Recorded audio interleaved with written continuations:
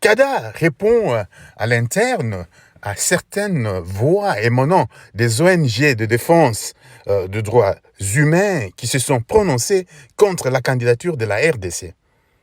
au Conseil des Nations Unies en insinuant que voter pour la RDC enverrait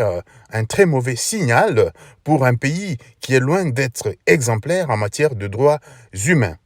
En effet, après sa politique d'ouverture diplomatique qui a porté de fruits lors de son premier mandat, du fait que notamment les grandes capitales du monde ont ouvert leurs portes à Kinshasa, le président Félix-Antoine Tshisekedi Tshilombo continue son bonhomme de chemin.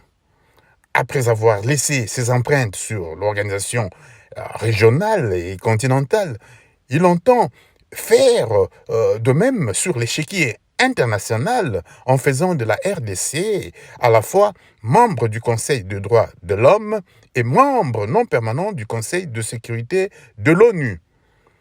Une posture, on sans doute, qui porterait haut la voix du Congo en rapport avec la guerre qui lui est imposée injustement par ses voisins, dont le Rwanda, depuis 30 ans, drainant ainsi des dizaines de millions de morts et des déplacés de guerre contraints à une misère indicible. C'est le double challenge de la RDC pour lequel le numéro 1 congolais déblaye le terrain à la 79e session de l'Assemblée générale des Nations unies, dont le débat général a lieu du 22 au 29 septembre.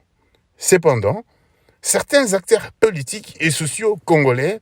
veulent se dresser en obstacle pour faire échec aux ambitions du Congo. CADA tient donc ici à fustiger certaines voix à l'interne émanant de certaines ONG de défense et de la protection des droits de l'homme et de certains acteurs politiques à mal de positionnement qui veulent se dresser en obstacle sur le chemin du pays. Cela en faisant des déclarations fracassantes sur le dossier de droits de l'homme en RDC, qui est un cheminement truffé de hauts et de bas, et en se livrant en spectacle pour organiser des manifestations afin de vouloir prendre à leur piège les autorités et les services de sécurité. Pourtant, ils n'ont le moindre scrupule pour dénoncer les drames que connaît le pays depuis 30 ans, ni dénoncer ceux qui en sont à la base.